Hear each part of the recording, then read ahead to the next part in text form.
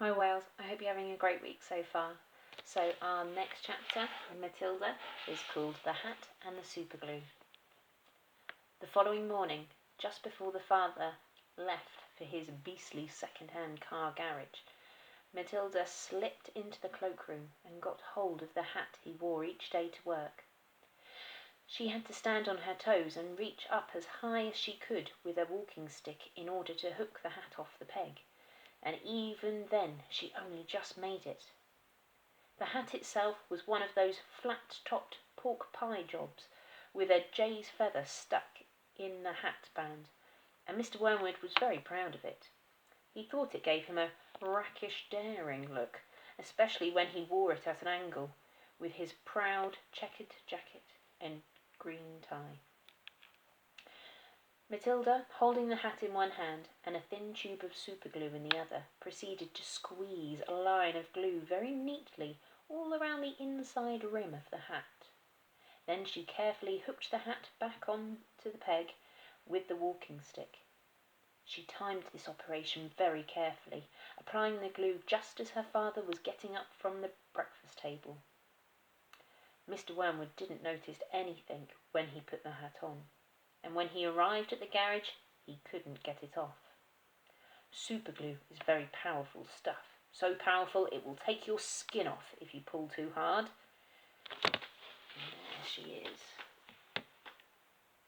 popping the hat onto the peg. Mr. Wormwood didn't want to be scalped, so he had to keep the hat on his head the whole day long, even when putting sawdust in gearboxes and fiddling the mileage on cars with his electric drill. In an effort to save face, he adopted a casual attitude, hoping that his staff would think that he actually meant to keep his hat on all day long, just for the heck of it, like gangsters do in the films. When he got home that evening, he still couldn't get the hat off. "Don't be silly," his wife said. "Come here, I'll take it off for you." She gave the hat a sharp yank. Mr. Wormwood let out a yell that rattled the window panes. "Oh!" he screamed. "Don't do that! Let go! You'll take off half the skin off my forehead." And there she is, yanking at the hat. Matilda, nestled in her usual chair, was watching this performance over the rim of her book with some interest. "What's the matter, Daddy?" she said. Has your head suddenly swollen or something?"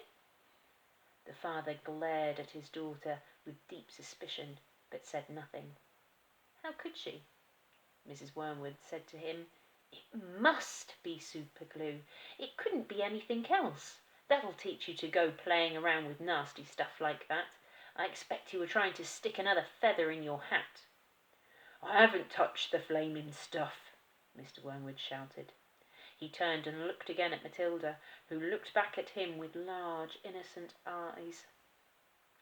Mrs. Wormwood said to him, "You should read the label on the tube before you start messing with dangerous products. Always follow the instructions on the label."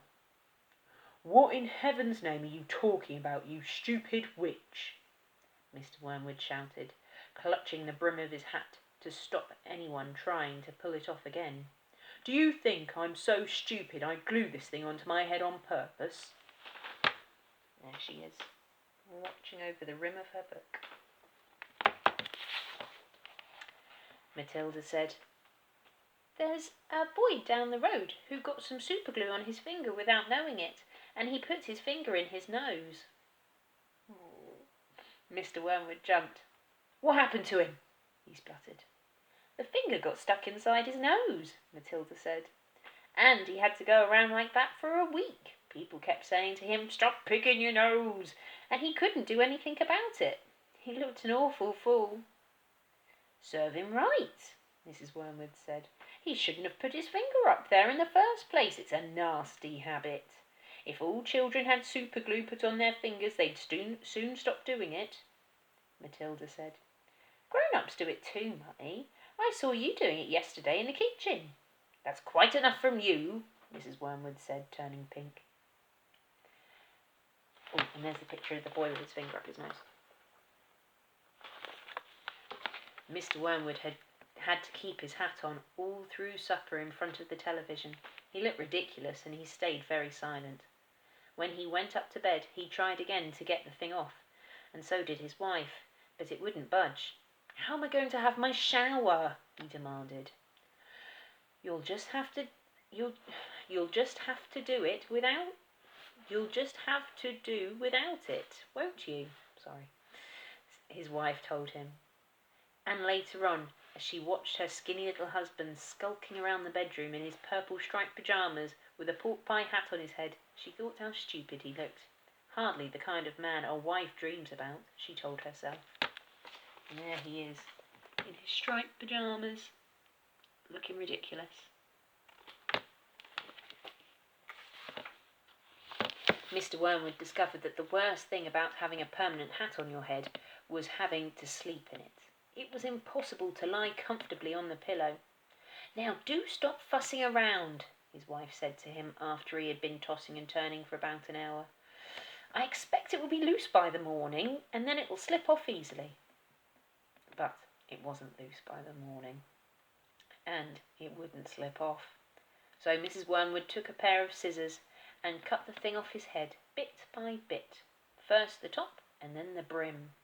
Where the inner band had stuck to the hair all around the sides and back, she had to chop the hair right off to the skin, so that he finished up with a bald white ring around his head, like some sort of monk. And in the front, where the band had stuck directly to the bare skin, there remained a whole lot of small patches of brown leathery stuff, which no amount of washing would get off. There he is. At breakfast, Matilda said to him, "You must try to get those bits off your forehead, Daddy.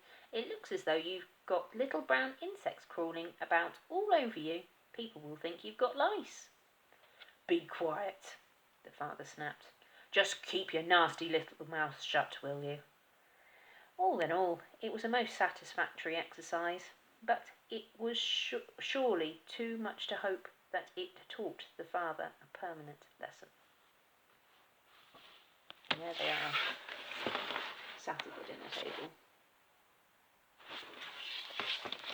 That was a much shorter chapter today. So, tomorrow the chapter is called The Ghost. I don't think it'll be too scary, don't worry. I hope you've all been working hard, and you make sure you're taking breaks as well. Take care, and I'll see you soon. Bye!